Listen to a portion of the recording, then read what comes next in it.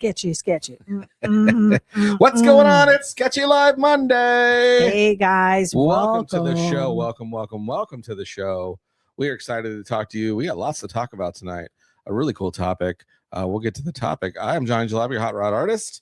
With me, as always, my beautiful wife. Wow. I wasn't gonna say your name. I was gonna have another description. Oh. But I'll go ahead and stop since you ruined it. It's Itty B. I wasn't sure what the pause was for. This just in. The pause. You missed it. I was doing I'm not going to give place. Hey guys, Monday night. Hey guys.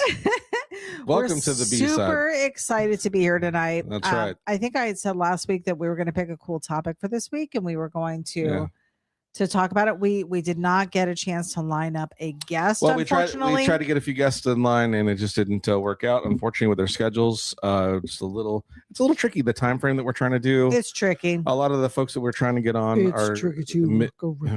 Midwest. Hey Cam, what's going on? Midwest folks and West. It just sometimes is a little tricky to get timing. It's dinner time over there.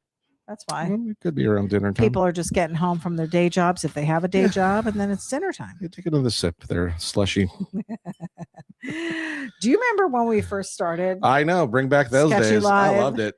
And we'd have a couple beverages. We were drinking like a bottle of wine. And then you got all teetotaler on us and ruined it all. And then I stopped and I was sitting outside on the deck tonight. Because you got a fat Albert liver. Is that what it is? Yeah. Oh, I was sitting out on the deck tonight and I said, I knocked on the window and I'm like, hey, come on out. Yeah. And you invited me outside with you. I did. I felt pretty privileged. Like the help got to come out with the master. So that was cool. And then you opened up a bottle of wine and brought me a glass. I was just trying to be a good servant. Without even asking. Yeah, trying to be a good servant. Yeah, I'm excited. Anyways. Anywho. On that note, it's such a bringing back of the old days. Yeah. And the old times. The old sketchy lives where no audio worked and video barely. What's funny is because we didn't reconvene on this topic or a topic at all until I came home from work. We didn't convene. We didn't convene at all. Much less reconvene. Right. No, when I was researching things to maybe do, I had typed in trending topics in the hot rod culture. And one of the things that it brought up was the nostalgia theme.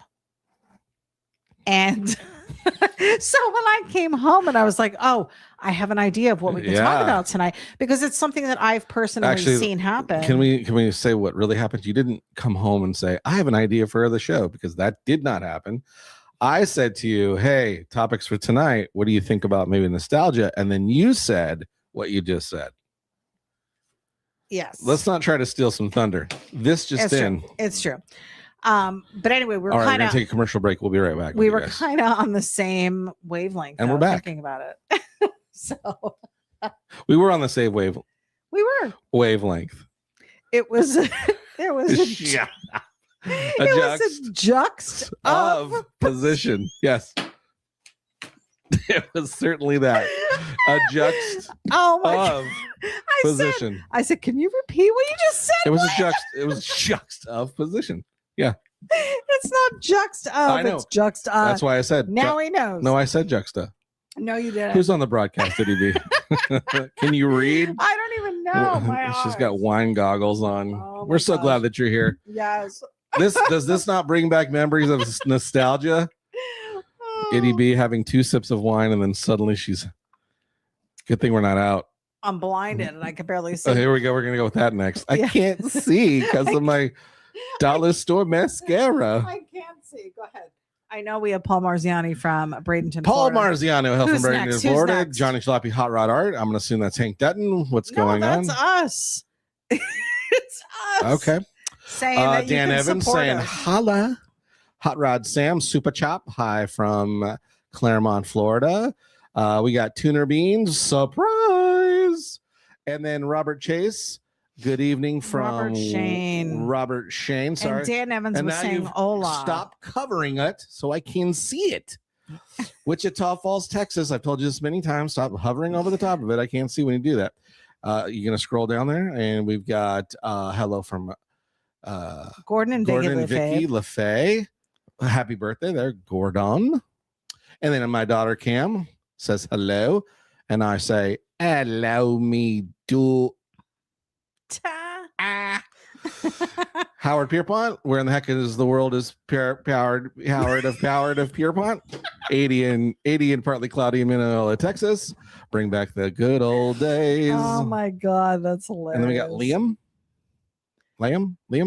Zammit. Billy Zammit's Yo-Yo from Australia. I think it's Billy Zammit's relative. Okay, James Olchin, hello from Lincoln, Nebraska. Shaggy LeBlanc. Shaggy. It's him and Tony. He's sitting here watching the number 2 fan. Yeah, we are your number 1 and number 2 fan. Shag, we are. We love you, man. Diane Kinnery, hello, Johnny and Eddie B from a stormy. Are you done playing with your eyes? No, Cripes. You ever thought of washing your hands every once in a while? There, dirty hands. It's my mascara. Frank Papello watching from a hot tub. Frank, when are we going to get invited to come to vacation with you sometime? Yeah, really. Holy cow, you're never home. Where's the hot tub? In Disney Springs. Wow. Or one of the resorts, Dan Evans Very says. relaxing. He must have You inspired me to pour some wine for Mary and me. Yes. Hey, listen, if you got a cold beverage or a little glass of wine, feel free. I got nothing. You're done. You already downed your 2 glasses.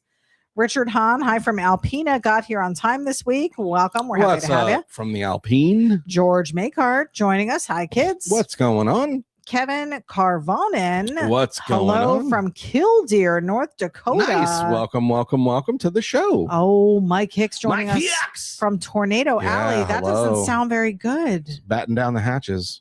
I already did batten them down. We'll batten them down again. We'll teach those hatches. Oh, Leon Zammit said, sadly, no. Oh, we know another Zammit. You're thinking of the one from Karate Kid. It's not the same No, one. He's from Australia. Can you stop rolling over their comments? Tony Hunter, what's up, guys? Well, we're off to a great start tonight again. Jeepers, nostalgia. Just to take you back to where it all started, because this is how the banter used to be. No, I've told you 100 times. I can't read if you're hovering over. It goes blank. This is how it used to be. Does it go blank on your side? Every problem. Does it go blank on your side? Every problem he has. I'm asking a question. Does it go blank on your side when you roll over it? Sure does. Then how do you read it? I don't. I'm up here. Oh, you're reading the one before. Ron Messmer had a great time at the NNL East model show. What? There were about 1,300 model cars, mesmerizing custom models. Nice. That's a lot. It's Frank Pupello that does the models as well? RC racing. Oh, he does the RC. No, Frank Pupello I think does do some model stuff. Yeah, that's the thing we went to. But he does a lot of RC racing, car racing too, every Friday night, I believe, or Saturday night. I just want to say, I feel like the model cars. I really want to much cheaper. No, so much cheaper than the bigger cars. No. You don't think so? No. Have you looked at how much models cost? No. They're not cheap anymore. Really? For just even crappy ones. You don't think instead of welding, you'd be soldering parts together for your metal fabrication on a model car, right? A model car is made out of plastic. This big. You could do a metal one. Why couldn't you? Oh, yeah? Why couldn't you? Let's see you do it. Yeah, whatever. Okay. These are plastic cars. ID Studios 2012. Jim here from Delaware saying, hey, thanks for joining us tonight, guys. Guys, we are going to delve right into our topic. We're delving. That's a nostalgic word. This is the hand motion for delve. Of delve.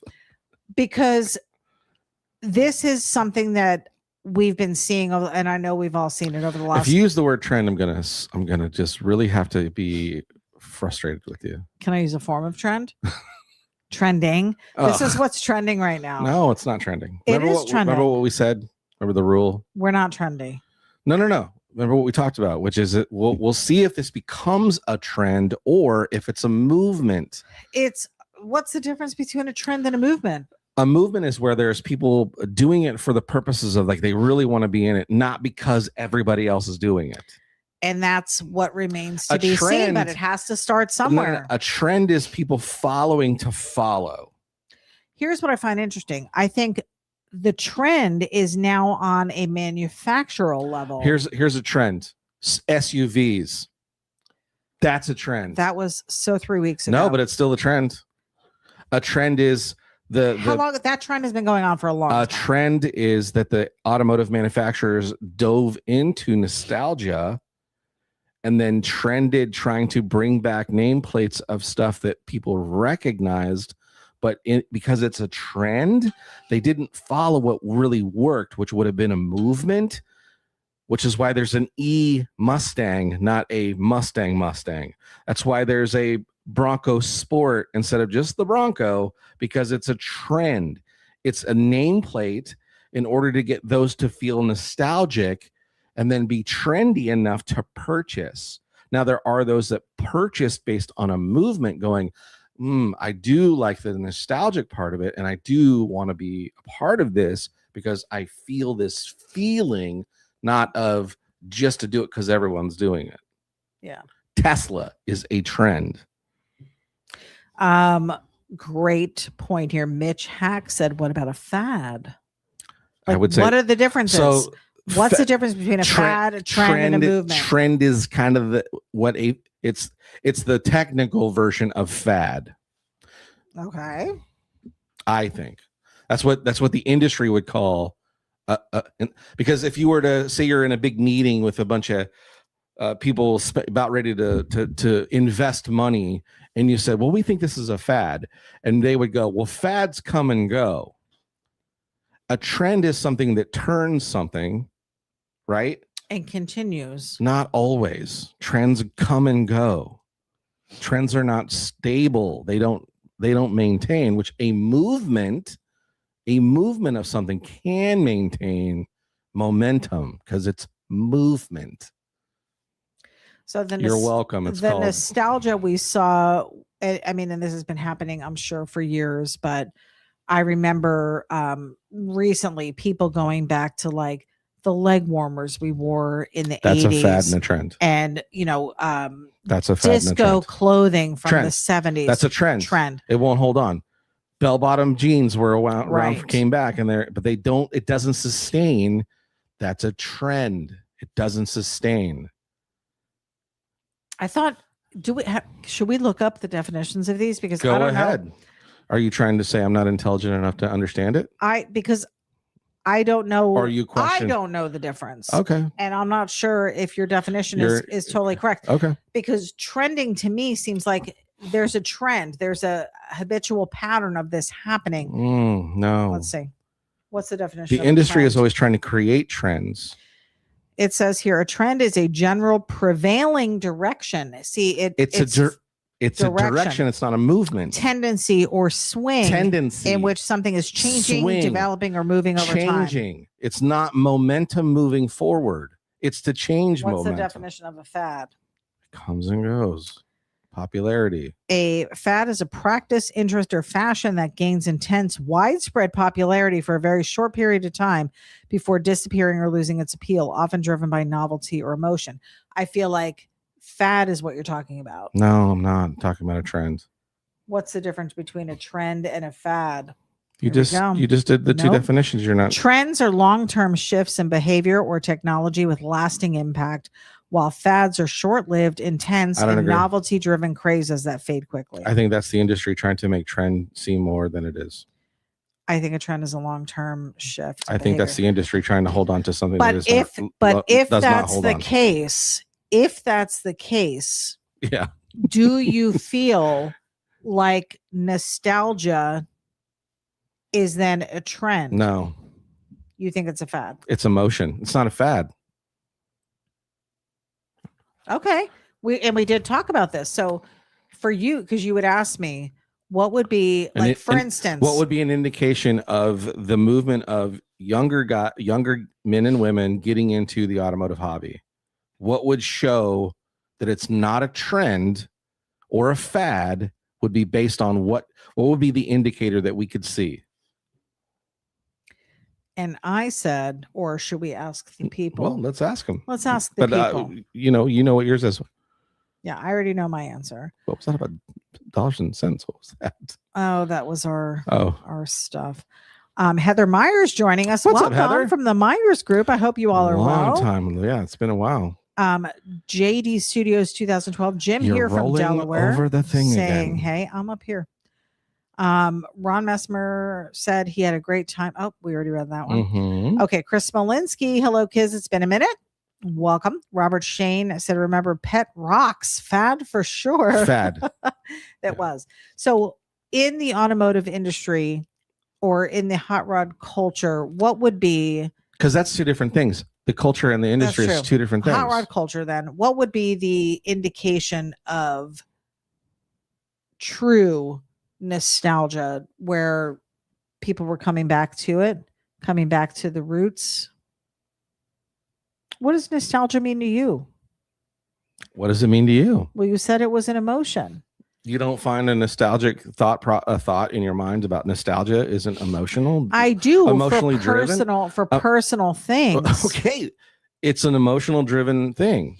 But when I see something commercialized, like say a retro toaster. Okay. So is that nostalgic? I was like, oh, that's nostalgic to me.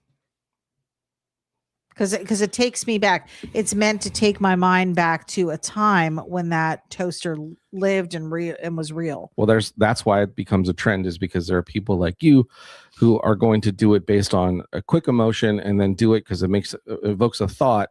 It doesn't bring an actual memory. It just evokes a thought. And then you spontaneously do it and then you have regret because you did it. You're like, why did I buy this 50s looking toaster and it doesn't toast any better than my old toaster? But that's the thing. It's not a 50s toaster. It looks like a 50s toaster, but it's a 2026 toaster. Does it look like a 50s toaster? And I feel like that's what they've done. Like, for instance, with the Ford Bronco, it's a nod back to that body style. Which one? The new ones that they're coming out with. Which one? Do you understand there's two? Sport. Do you understand there's two platforms of the Ford Bronco? No. Oh, okay. Well, maybe I want to know that. Well, it's and that's already a problem. So which one am I talking about then? I don't know. Which one are you talking about? The one that we saw at the brewery that time that I was like, that's a really cool Ford Bronco. And you're like, that's not an old one. That's a new one. Right. That's the new Bronco, not the Bronco Sport. Oh, so that's a new Bronco. Excuse me. So looking at that, I was like, I can remember a time when those were on the road and that was a brand new car back in the day. Yeah, which is why Ford brought it back. I can see the allure, but they're not made the same way that they were made back in the day. Of course not. So there's a nostalgic look, but maybe not a nostalgic. That's the trend, which is not sustainable because, again, it's not the old, it's new. It's to evoke an emotion that makes you go, oh, remember when those old Broncos, man, those were cool. Which, if you really go back and you look at the old Broncos, not a lot of people liked them because they were very small. They weren't big, and it wasn't a trend back then to put big wheels and tires on them. People mostly drove those pretty stock, and they were kind of very utilitarian vehicles. So it wasn't until, and they're being used now for something different. Well, hold on. Then the movement comes to where they start being seen again and utilized on specific platforms of, like, in the off-roading community. Then they became a platform that was more affordable and a short wheelbase vehicle that they could turn into a really great off-road vehicle by some modifications, and then they became sought after. But Ford saw it as a opportunity to hold into the nostalgia and evoke an emotion like they had like what Mustang did for them. And they thought, man, if we could do it with a truck series, wouldn't that be awesome? And remember, the Ford Bronco is not new. There was a Ford Bronco. There's always been a Ford Bronco.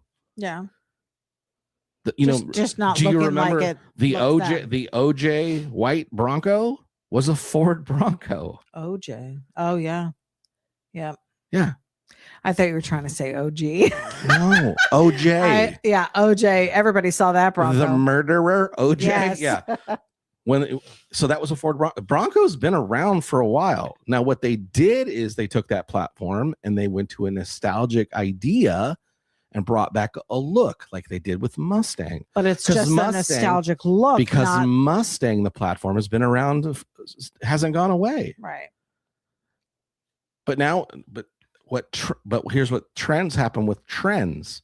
Then there's now there's the Bronco Sport, which is they basically took the Ford Explorer and took all the badging off of that and built a smaller version with some front fascia and rear fascia that looks like the big Bronco and made it a little Bronco, which is exactly what they did before. There was the Ford big Bronco and then the little Bronco. And then both those platforms turned into the Ford Explorer and the Excursion. And I don't know the whole history of evolution of Ford, but I guess if you were to look back, they probably have it documented somewhere. No different than look at the Chevrolet Blazer now. Yeah. Does it resemble anything cool like the K5 Blazers or the old two-door Blazers? It looks nothing like those. Yeah. And there's rumors that Chevy is, because they've now killed Camaro, and Corvette's doing well, but there's no nostalgia to the new Corvette now of old. All the nostalgia has gone away. It's all about the new technology. Chevy's gone a different direction. They're like not hanging back to the old nostalgia where Ford is. Chrysler's or Dodge is doing the same thing with the Challenger and the the Scat Packs and the different things, utilizing words that people remember, right? Car guys remember, and they go, "Oh." So are they targeting then an older generation that would have lived through this time? It's key nostalgic words.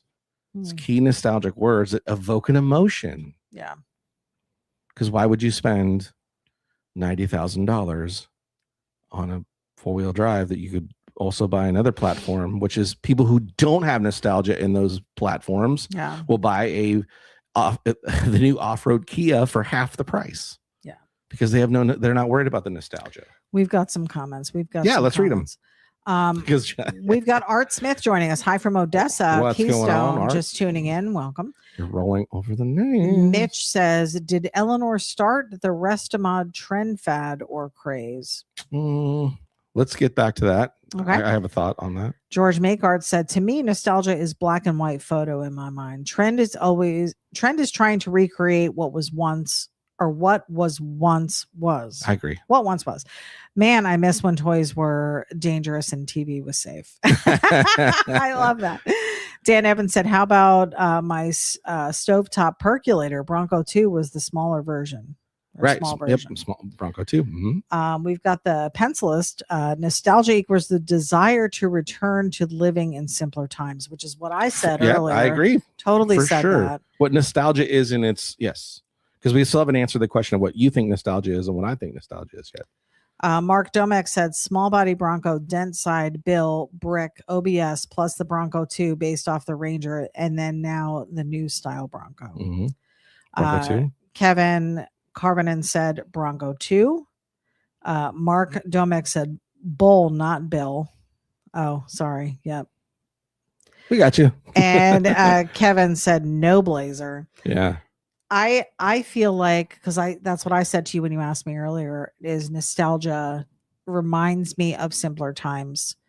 And I see like somebody's done these memes where it's just all these silly things we had around the house when, like in the 80s, like it was like, frosted Pop-Tarts and then our little 2-thing toaster before we had, sick toaster ovens with air fryers in them. And, it was just little things. So even though it's a memory, but does it just sit as a memory or does it evoke an emotion? It does evoke an emotion for me. So thank you. That's what nostalgia is. In my opinion, nostalgia is something to where it evokes an emotion. It makes me smile. To the point of, here's how nostalgic can be. So there's been hot rods, right? So let's look at just our platform, the hot rod community, custom culture, right? So we have gentlemen that are on this and our guests right now that are popping in that were around during the time of when hot rodding started. Were they being nostalgic to a specific time frame? Probably pre-war. That's their response to nostalgia, which was they just want to get back to where it was. No baloney. My life wasn't on the line. I just want to live my life with this freedom that we've fought for, right, and let's live it. Right. So there's some to nostalgia to that. Then the next generations come and we lose sight of that. And then the hot rod community around, I think it's the early 80s or mid 80s into the early 90s finds the custom culture and hot rod movement again based on the nostalgia part of it, which is, man, rather than for these guys, which are kind of like the sort of my age, maybe a little bit either younger or older than me at 58, 57. You're 57. I don't know how old I am. 57. And are like, I love that period of time where things were so much simpler. Mm-hmm. Right? It was about, and they aren't the muscle car guys.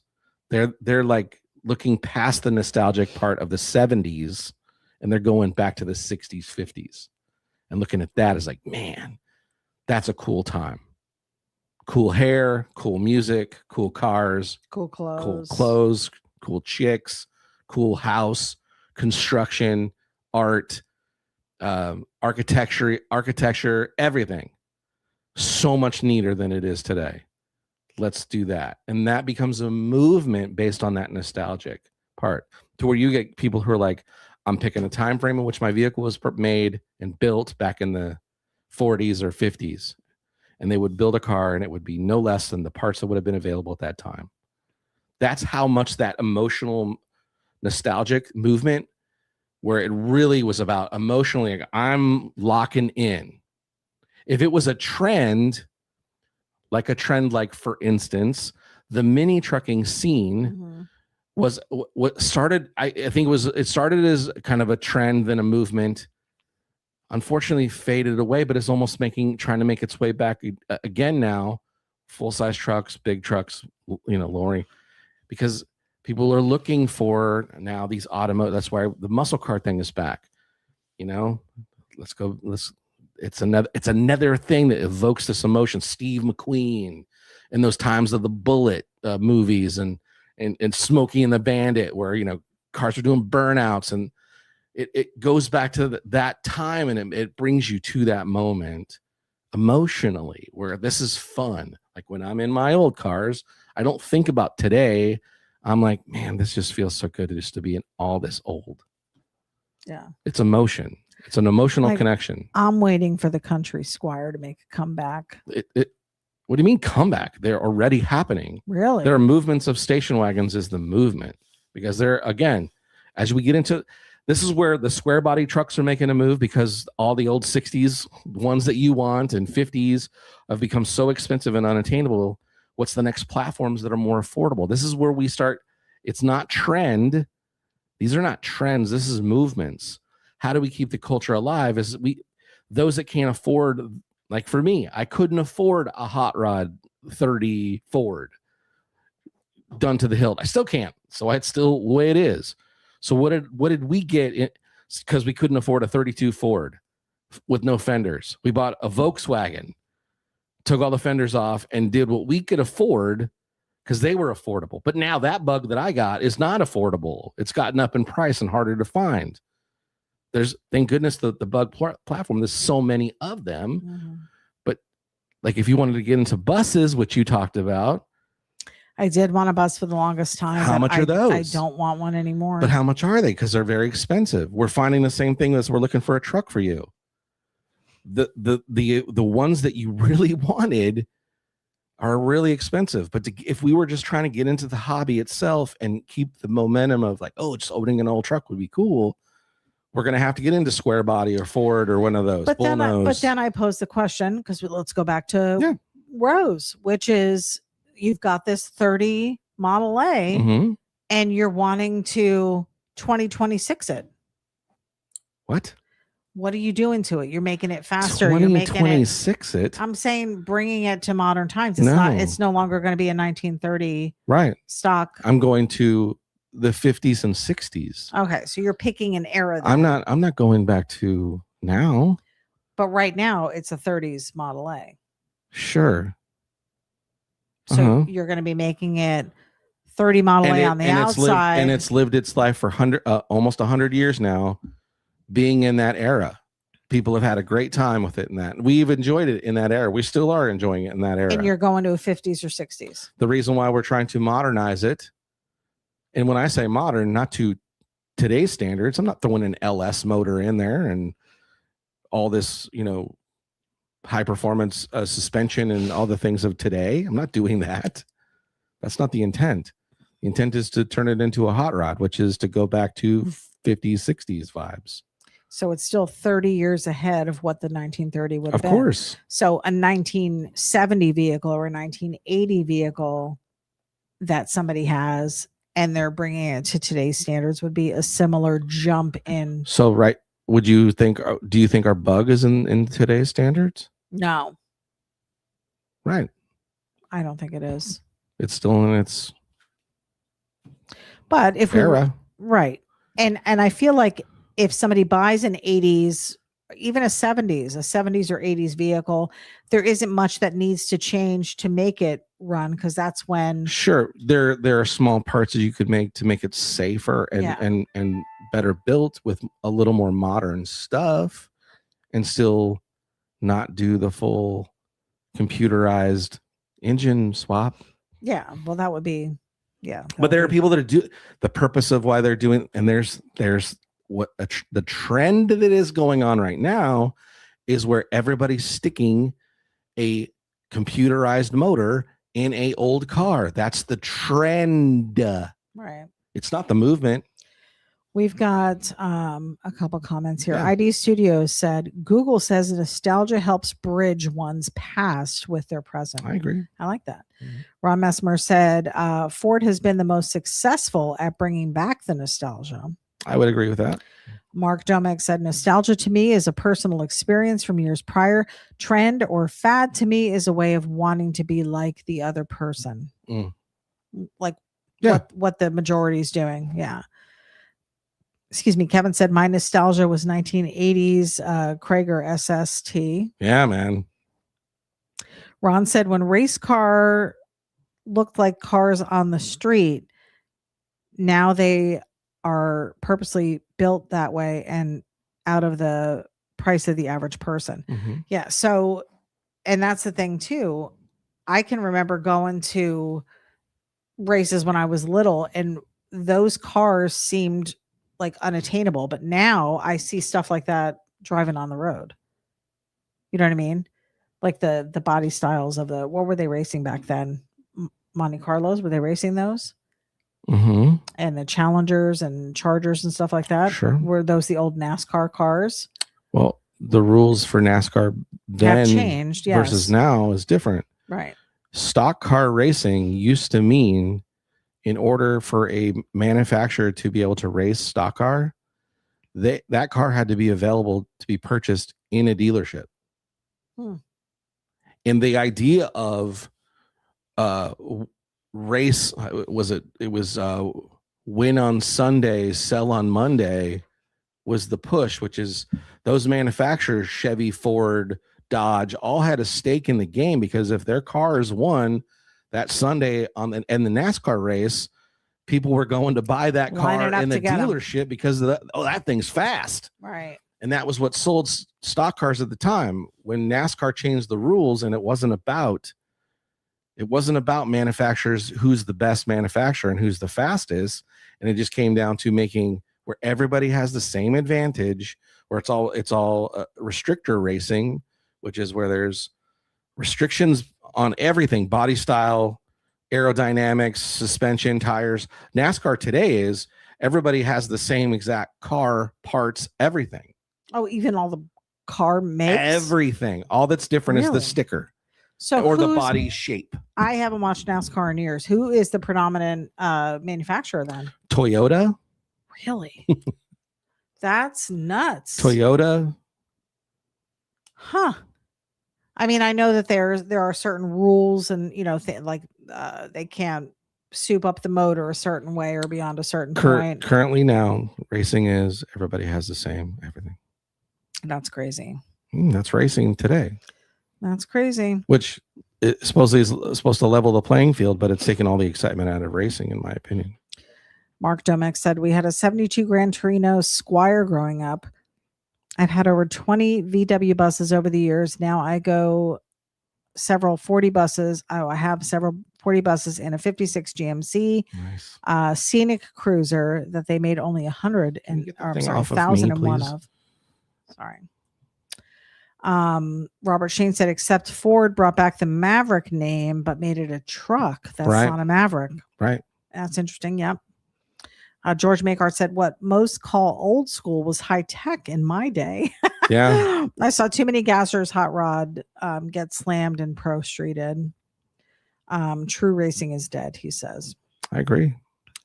I know. Well, the drags that you go to are all different types of drag cars, right? There's different categories of drag cars, but those there's the nostalgia drags. What are those? That's different. That's not regular drag. Nostalgia drag racing is where they're racing gassers and slingshots and stuff like that. It's still all based on, I think they do the way they do nostalgic is usually based on the cubic inches of the engine and that kind of stuff. So everybody's still kind of fair. They can race together, or the body styles might be different. It could be completely different. It could be a slingshot, could be a there's all kind. It's racing, but it's not as some of them are very competitive, but it's not competitive racing like NHRA is. Yeah. NHRA has multiple different brackets as well, but it's all kind of the same thing, which is everybody's kind of on an even playing field in each one of the categories. And they shorten the track.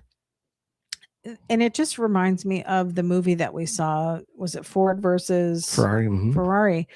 Because that was like the whole deal. Like who had the better car, who came up with the better engine and had the better product. Everything was built in secrecy. Yeah.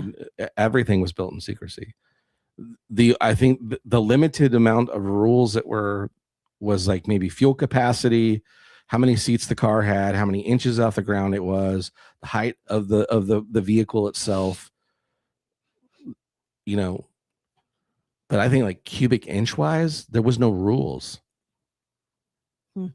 So that's why Ford, in order to beat Ferrari, still used a European body style. It wasn't an American made, Shelby went overseas and got a Euro coach builder and brought that body in and then changed the GT40. And then there was modifications after that. But you're right then, because it's like people were showing up to see the contest of who would win, but it was more of what manufacturer would win. Well, that's racing. Let's just go back to the days of manufacturing where every new car model year was an event. Yeah. This is where like the World of Wheels and these big car shows, they first started out, I believe, as a way to show new manufacturers with the new cars coming out. And then there'd be the customs around it and stuff to bring, so people could look at other stuff. But the main deal was like, hey, it's 1958 and we're releasing the new Chevy. What's it going to look like? Who knows? It's all under wrap. Oh, the new Ford's coming out. Now, was it pretty much every year? Because I seem to feel like every year, every manufacturer had a new car out. Because the technology was continually changing and the competition was tough. Yeah. And this is where we had brand loyalty. People, if you were a Ford person, you were a Ford person because you liked the styling and the way Ford built their car, or you're a Dodge or you're a Chevy person. I mean, we're still sort of that way today, but not like it used to be. Where, it would be interesting to know who's in number one spot right now. Look it up. It's how would you ask that? All manufacturers, or or ask what the top selling the top selling pickup truck in the world today is, and what's the top it's probably F-150. It says based on 2025 data, the Ford F-Series is the top selling pickup truck in the world. Because it is still sold overseas in different countries too. It's a workhorse. I mean, it's used for work trucks, all that kind of stuff. So because it's the most top selling could be based on price or availability. It may not be based on the characteristics of how good the engine is or how good the truck is. Absolutely. Or safety features. So very, very much so. Yeah, there's it says the 2 is the Chevy Silverado, 3 is the Toyota Hilux. I'd never even heard of that. That's Toyota's. It's the top selling truck outside of North America. That's what America's been jonesing for is the Hilux. So 70, I forget what year they stopped selling that in America. And then it went to the Tacoma and all. And when Toyota, I think, moved to Toyota America and started building trucks here, and we got the Tundra and the Tacoma. Yeah, that's a truck. Platforms, the Hilux went away. But the Hilux is a very basic truck made by Toyota that's, super dependable. Number 3. Other notable models, the GMC Sierra and Ram pickup. So Dodge is down there. Right. Yep. Interesting. Because unfortunately, it's just not been, it's always had some issues. That's crazy. It says the world's best-selling pickup truck in 2025, Toyota Tacoma rises. So who's the top-selling manufacturer in the world? I'm gonna bet Kia. Who is the top-selling Hyundai Kia manufacturer in the world? Or whoever owns them. Toyota Motor Corp. Having held this position for 6 consecutive years through 2025, Toyota consistently sells over 10 million vehicles annually, significantly leading competitors like the Volkswagen Group and Hyundai. So they are first. So who's number 2? Our runner-up was Volkswagen. Isn't that crazy? No. Third is Hyundai. And other top contenders, Stellantis. That's Chrysler. Never heard of that. General Motors and Renault Nissan Alliance. I think that's the it's like Chrysler, Mercedes. But then it says here that key factors for Toyota's domination is that it operates over 60 plants worldwide. So this is what I'm saying. Yeah, availability. Sure. That, if there's more of them available. Larger marketplace. Yep. And there, yeah. Diverse portfolio, strong sales across various vehicle types, including hybrids, because they are a huge hybrid carrier. They've got the Prius. That was one of the main ones they were selling. And then market position retains high demand in Asia, North America, and Europe. So, and Toyota has their nostalgic nameplates too. Yeah. Which, Supra and, Celica. And so even though it's a Japanese company, there's still some nostalgic brands with their nameplates, just like there is with Volkswagen and name a car manufacturer. There generally is some sort of nostalgic vehicle that's usually around their nameplate that people like, oh man.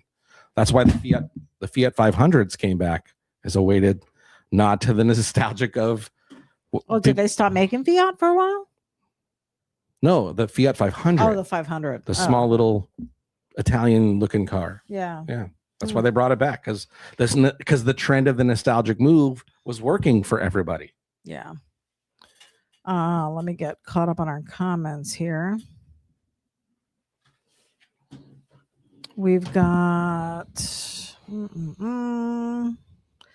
Kevin says that's why it's losing NASCAR. Yeah. Dennis Goff said, I've been doing this stuff for 60 years. I've had 50 cars during this time.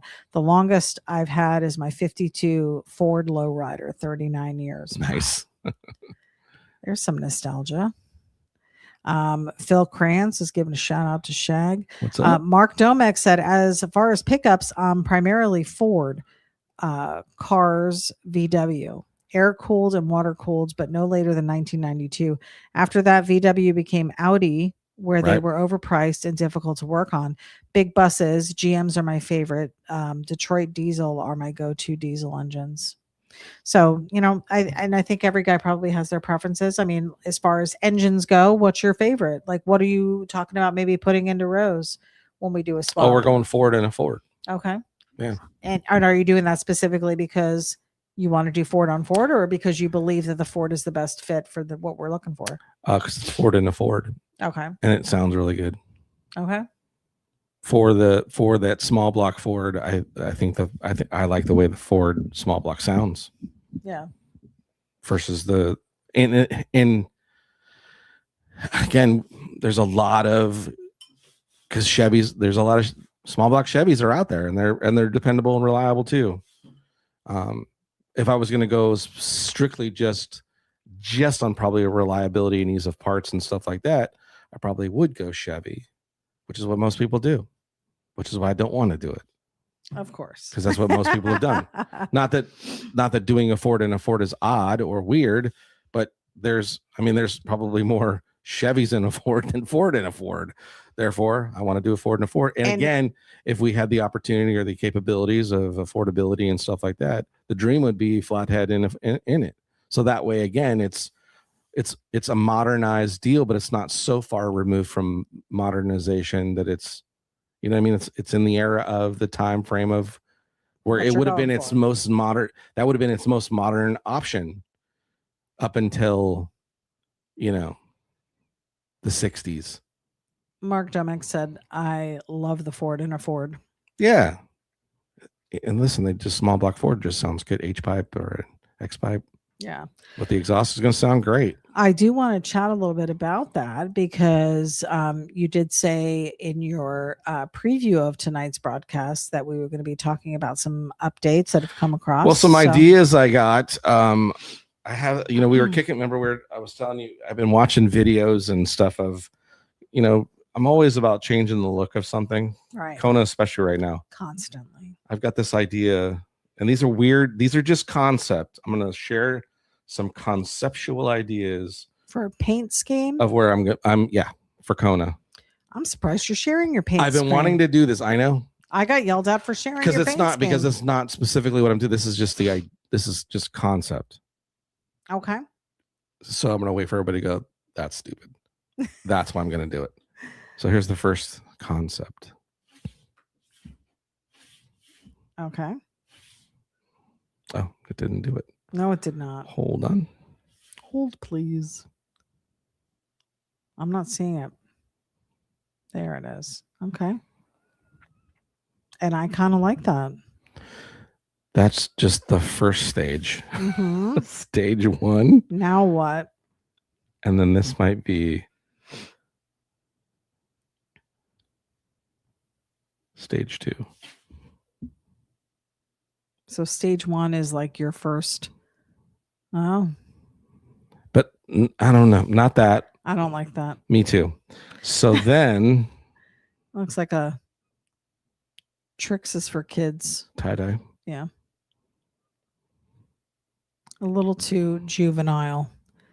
I liked the black with the rat fink. What else you got? Rat fink's still on there if you notice. I know, but it's taking away from it with all this other color. This is the first I'm seeing these, by the way, guys. So what else you got? This is concept number 3. Still too much. Right. So then today I had some thought processes, and I'll share with those with you later. A more subtle version of one. I like the rat fink on there. I think it's something that people know and would be like, "Oh, look at that! That's super cool." That rat fink is off of one of my drawings. Okay. So it's not me taking someone else's rat fink. Right. I mean, it's rat fink, so it is taking, but it's my drawing of rat fink. Right. Yeah, people are digging it. Robert Shane said number 2 looks like rainbow sherbet. Yeah, I'm with you there. And then, yeah. So, yeah. People are digging the color contrast of the first rendition, which I also like. But you had talked about maybe doing some other. Last week's episode was all on graffiti. So, well, that's So this really isn't graffiti. This is just a design. But if you were to add some more stuff to it, right? That's kind of mine. So, in what I thought about today, I have more of this idea of trying to make the other colors that would be not just black. I'll show you. Yeah, I'll show you. I think this stands out, and if you were going to do different colors, it may be like on the rear quarter panel area or maybe on the back, but to do it on the door with the rat fink, I think is going to take away from it. Like I wouldn't be opposed to you doing maybe some lines or something on the hood, but to do it like you had it where it was just too much. I think it was just too much. Ron said maybe try a solid green. Mike Hicks digs them. He says he thinks they're badass. Yeah. So there's some. I have this whole other idea that's in my head. I'm gonna mess with it, but those were just. I figured, and again, I knew because when I knew they were way off. The black with the two ideas are good, and what I saw visually in my head, I wasn't able to execute through Photoshop, messing with the color, because again, it's laying over the top of something else. So it's not doing exactly what I wanted to do. It also didn't scream to me graffiti, which is what you said you wanted to do. Right.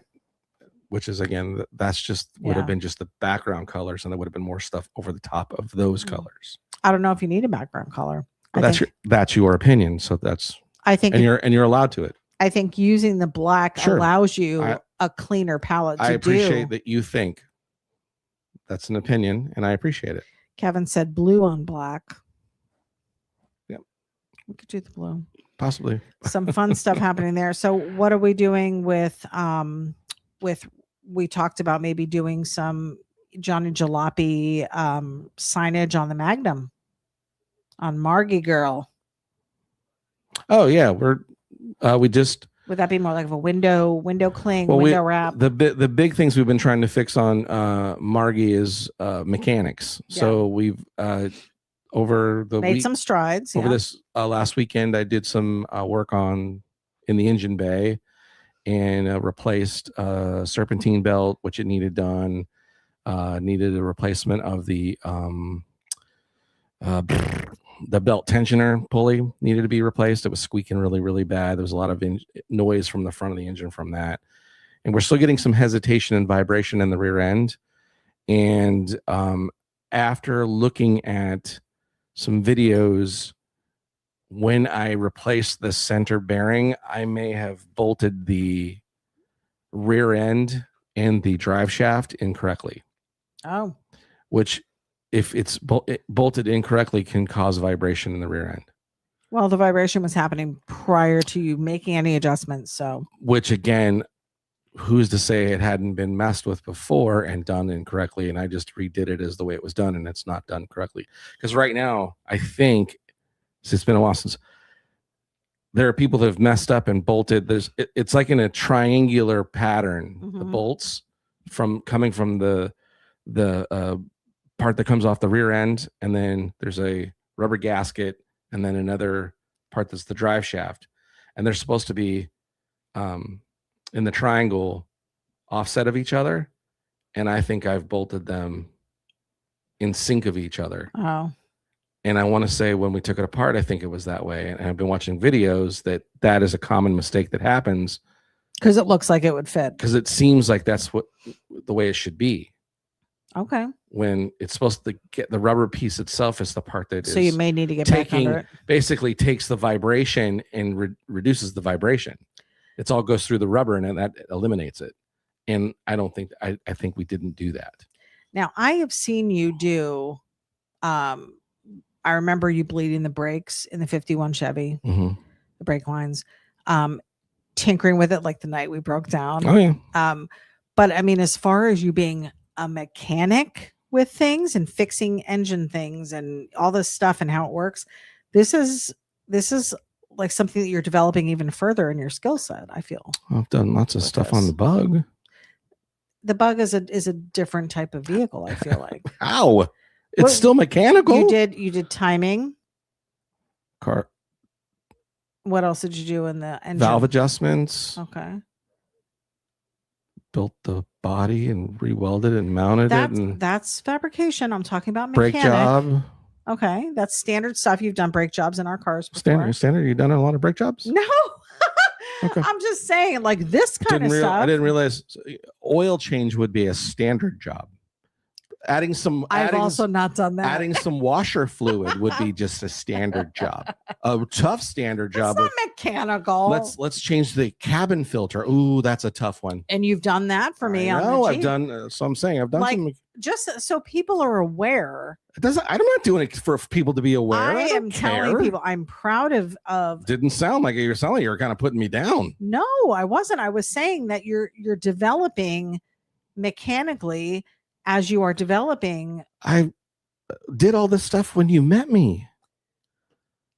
I know. Do you remember holding a flashlight really, really bad so I couldn't work on stuff? So I was. How's this development? This is just an ongoing thing I've been doing. When did you first start doing that? Mechanical stuff. As soon as I got keys handed to me. You were doing like all your own oil changes and brake jobs and all that. I couldn't afford to take it. How did you know how to do? I mean, now we have YouTube, so if you need to, like, you've been relying on that to figure some of the stuff out for the Magnum because it's a newer car. You learn two ways: either someone taught you, or you go ask questions and someone taught you. So did you have somebody teaching you? Yes. Your dad? My dad taught me how to change the oil. I watched him change the oil in our cars growing up, so that when it was my turn. Pretty sure my dad taught me how to change oil. Could not change oil to save my life. I bet you couldn't change a tire. No, that I think I could do. Where's your jack? Mine is probably under the car. Your jack? In my Jeep? Yeah. It's not mounted under that thing in the back? Under the car? Under that, you flip it's the thing inside. It's still in your vehicle. Well, it's under it's in the trunk. The truck. It's not really a trunk. Truck. Yes. I don't really have a truck. It's a Jeep. But anyways. Yeah. I'd pull that out. Mm-hmm. Then what? I would make sure it was on the frame, right? To jack it up. Okay. On the frame. I would then jack it up. Then I would loosen. You've already messed up. Why? Why would you jack it up and then loosen? Because the wheel's going to spin now. Oh. So you loosen it before you jack it? Well, you could at least break them loose. And then lift it. Which I would probably then have jack a problem up, with. Then jack up because now they're broken. Okay. And then start to loosen the nuts. Then you loosen them. Yep. Just like when you put them in, you don't tighten them all the way until you get it to the ground. And you don't tighten them in succession. You skip. Mm-hmm. That you taught me. Right? Right? Am I learning? Yeah. I'm learning. Are you mechanical, though? It seems like you're not learning. I'm not at all. Now, could I build an engine? No, I have no idea how to rebuild an engine. I've never taken an engine. I take that back. I have taken an engine apart in the Jeep, in my LCJ7. And I remember you cleaning a carburetor out to reinstall it. What was that for? I rebuilt the carburetor in Rose. Yeah. Well, no, this was years ago. No, this is like when we first got it. I rebuilt the carburetor. Yeah, I know, but years ago there was another carburetor for something that you did. Probably the lawnmower. No, it was a car carburetor, maybe for that 40 Ford cab we had in the garage. There was no engine in it. We had some, you were spraying the crap out of it. You were cleaning it. Oh no, I was just trying to get the flathead to loosen. Oh. Yeah, I was spraying lubricant down the cylinder holes to try to get it to loosen. I don't know. It looked like a professional job to me. Kevin said flake anyway. Any way you go. Yeah. I'd like to. He said if it's splined, yoke should be straight front and rear. Ron said. Oh, Mike Hicks said you might get a ticket if you do it in metal, Flake, for blinding people. Yeah.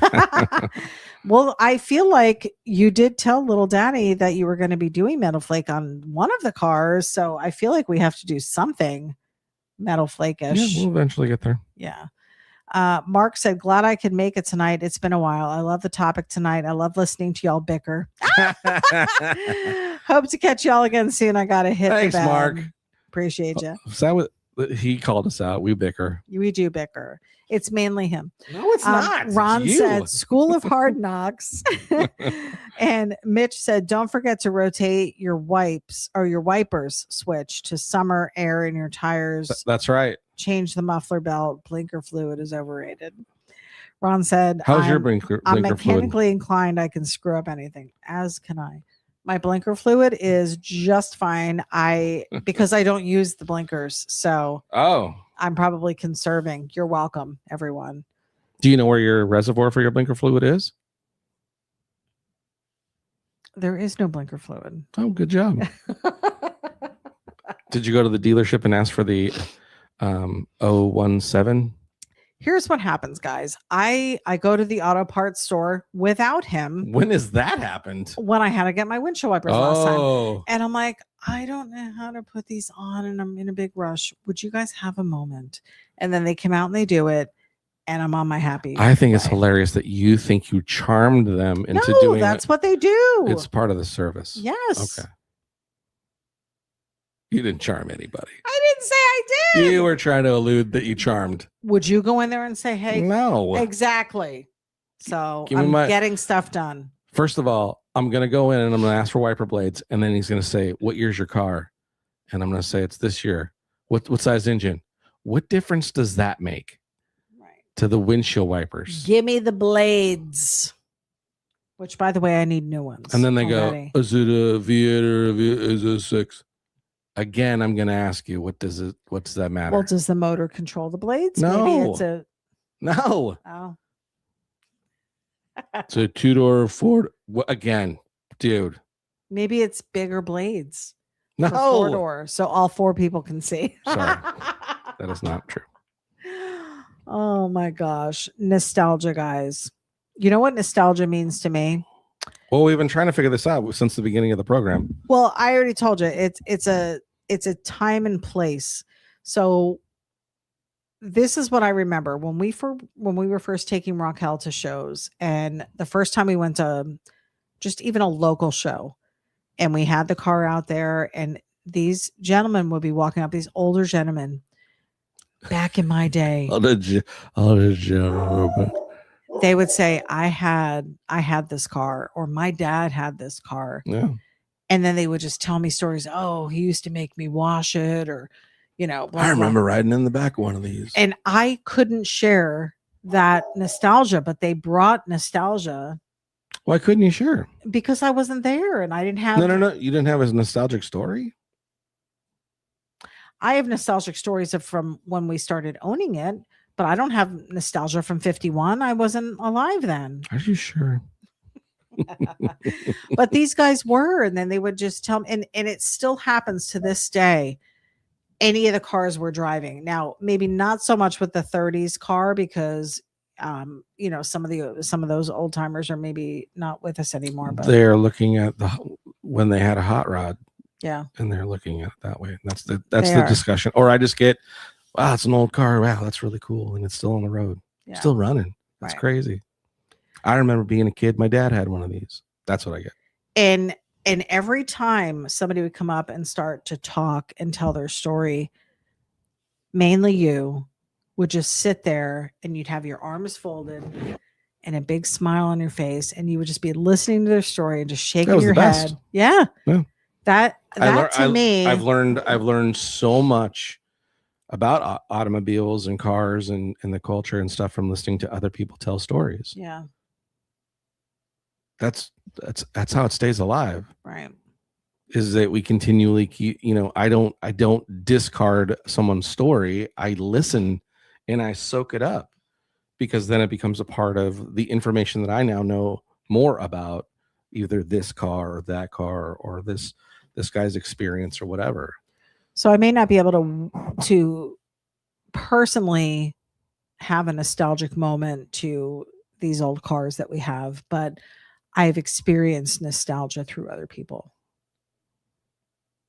But you do remember a time of simpler times, and that's the nostalgic that we're chasing. I have no memory of what it would be like to live in 1930 or to live in 1951. But you don't have any idea, like from movies and different things like that? Sure, but I don't think all of those are 100% correct.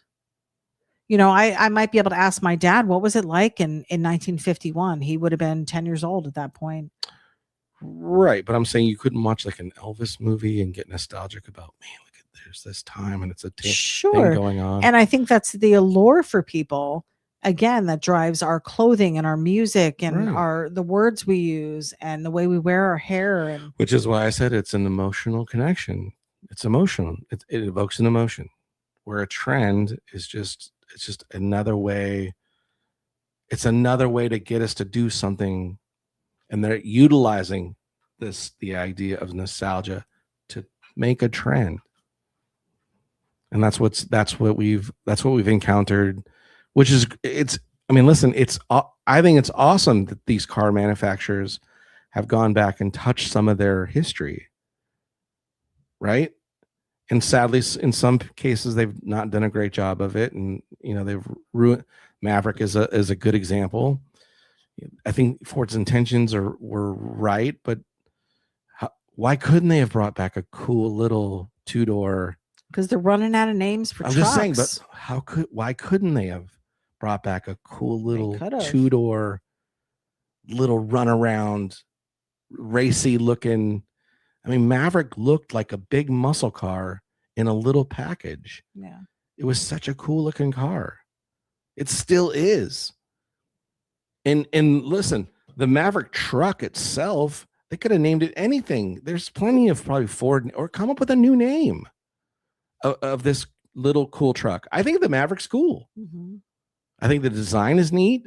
To me, as a mini truck guy, first thing I saw was like, dang, you throw that thing you slam that thing to the ground on some 17-inch wheels. That's all you've been talking about every time we see one. With like a cool 80s graphic on the side, drippy paint maybe, I don't know.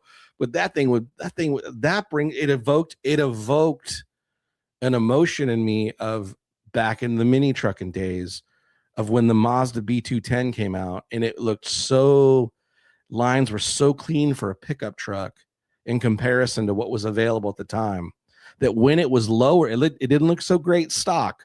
But once those guys got a hold of it and slammed it to the ground with the right wheels and a cool paint job, it just changed the whole look of the truck. And it was like, dang, that thing is sick.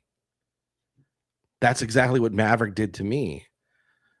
But you're right. Like, hearing the name Maverick, you would have assumed it would have been a car again. Like, it is odd that they made it into a truck because it was available. And are they calling it the Maverick truck or just the Maverick? So they just call it the Maverick. That's so weird. Now, I think, and someone could correct me if we have someone from Australia. There was a small utilitarian truck that Australia got from Ford. And I think it was called the Maverick, and I think that's where they got the name from. Was that from the European, or because I think it was a very popular selling truck in Australia. Is our Australian guy still on there? Could you answer that for us? Am I close on that? But the Australians loved it because it was a little teeny pickup truck, and I don't think they got the Ford Ranger and stuff like that. They got this other thing because they have a Ford Mustang SUV now, right? Is it considered an SUV? That is an EV, electric vehicle. But it's still a Mustang. It's an SUV with the Mustang name. So they're still calling it a Mustang. Yes. And anyone was like, oh, the 2026 Mustang? And in fact, they're calling it the Mach EV. So not only did they take a Mustang, but one of the coolest muscle Mustangs. No, the Mach Mustang. And then they went into the Boss Mustangs, the big-bodied Mustangs, which are my favorite Mustangs. And they took that nameplate and put it in the EV. Silliness. Larry McCollum's joining us. He says, nostalgia is a personal library of fond memories. Yes. Ron said, stick around. I'm a wealth of useless information. Now you got tons of knowledge. He said Mustang was a fancy Falcon. Yes. We've got Bob Frizz on the broadcast. Bob, we miss you. We love you. Hope you're doing well. There's a guy that's got all those. He's got all cool stuff going on over there. Yeah. And there's a case of, would you say Bob's a nostalgic guy? I would say I think so. But he's also, Bob does what he does. He's not following the trend of what he does. He does it because that's just, it's the thing that he does. There's the difference between a trend and that's passion. It's totally. I think it's even past nostalgic for like someone like Bob. That's his lifestyle. That's his passion, and it's been his lifestyle. Which goes back to those guys I was talking about in the early 80s, 90s that were like picking an era of a hot rod. It wasn't just the nostalgic part of it. It was the passion. Like, I'm gonna do it, and I'm gonna do it to the max. Right. Yeah. You don't have a huge collection like Bob's got if you're not doing it to the max. That's right. He's doing it to the max for all absolutely. Of us guys. All right. Well, we're at 10:40. We're about 10 minutes over on our broadcast time. Hey, we just got to chatting. Well, real quick, let's do this. Just to let you guys know, there's still, I don't have this on the website yet, and I just want to make sure everybody still knows it's available. Yes. It's the new Johnny Jalopy Hot Rod Art t-shirt. Love it. Yep. That's on the back, and of course the logo's on the front. Love it. Still available, $25. Couple bucks Hit for us shipping. up by email if you want it. We have medium, large, extra large, all the way 2X, up pretty 3X. much to 3X. Yeah. 4 is a little hard to find. Stock. But we've got those available. We've got some art that's still available. I've got the cool chopper clipboard that still needs a home, and still lots of these. Oh, these are cool. 4x12 on canvas, flat canvas pieces of art that are available for $80. A couple bucks for shipping. Signed, hand drawn, 1 of 1. Yep. So these are still available. Little willies. And finally, love it. Little gasser wagon cartoon thing. So these are available too, $80, a couple bucks shipping. So if you're interested in any of those, message me on any of the social medias that you'd like one of those. So those are available. We were going to do a giveaway, but I think we'll hold off till next week. Yeah. So we have this collaboration that I did with it's Daddy-O pinstriping and Dreams Smith's. I think he does pinstriping and screen printing and stuff. And then I did some artwork, and then Daddy-O's pinstriping, and then the other guy's screen printing stuff. And it's this t-shirt with 3 carburetors of my artwork, and then Daddy-O's pinstriping. Nice. Triple threat. Yep. And it's called Triple Threat, and there's everybody's logo that collaborated on this together, and they were nice enough to send me a couple of these, and so I thought it'd be cool just to give one away. So next week, show up next week on Sketchy Live. We're going to make that available. We'll make that available. I'll sign it if you want it signed. And you could win a cool collaboration limited. I mean, that's a limited deal t-shirt. It was just a fun little collaboration that we did together, and Dreams Smith decided, hey, let's make a t-shirt out of it. And I was like, yeah, go for it. So it's got my logo, it's got Daddy-O's logo, and Dream Smith's logo, and nice. It's got the triple carburetors on there with some pinstriping t-shirt. So you can wear it or just you can throw it in your shop or whatever. It's a cool design. Gordon said, got our new t-shirts. So happy. Oh, yep. Awesome. We got those mailed out this Thanks past for week. the support, guys. That was one of the full-time artist over here. So let's keep him busy. He's still running some deals, and we've got a ton of merch on the website. So head over to johnnyjalopy.com. Check out what we have. Still a ton of hats and beanies, maybe not so much for you guys because summer's coming up, but t-shirt designs. We do have the hats and t-shirts still available. So check it out. Place your orders. Yeah, we know we're heading into car season, so we may keep an eye out. Something Itty B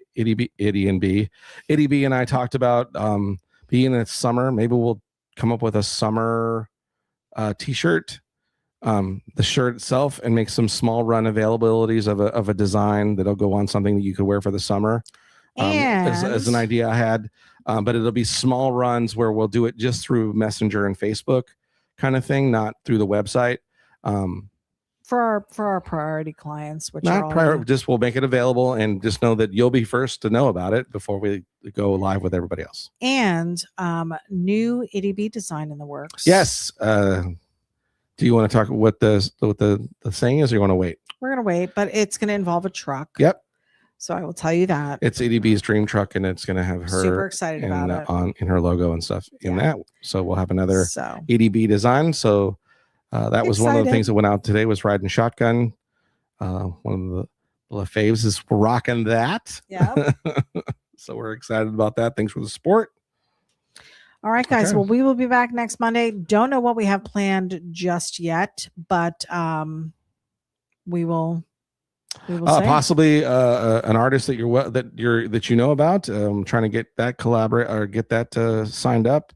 Possibly 2 artists that you're very familiar with. We're hoping to get on the show. Yep. One of them is on currently, so we'll get that person engaged, and we'll try to get it set up. So yep. Sounds good. All right, guys. We love you. Thank you for your support. Yeah, everything that we do. Have a super week into your weekend. We're heading into car show season, so have a great time. Get your cars out there. Get to the shows. Share your information. Keep this culture and hobby going. Share it with the young folks. Put them in your cars. Share. Share your nostalgia. Yeah. It's all about the nostalgia. It's an emotion, not a trend. Yes. All right, guys. We'll see you soon. Have a great night. And as always, stay sketchy. We'll see you guys soon. Bye, guys.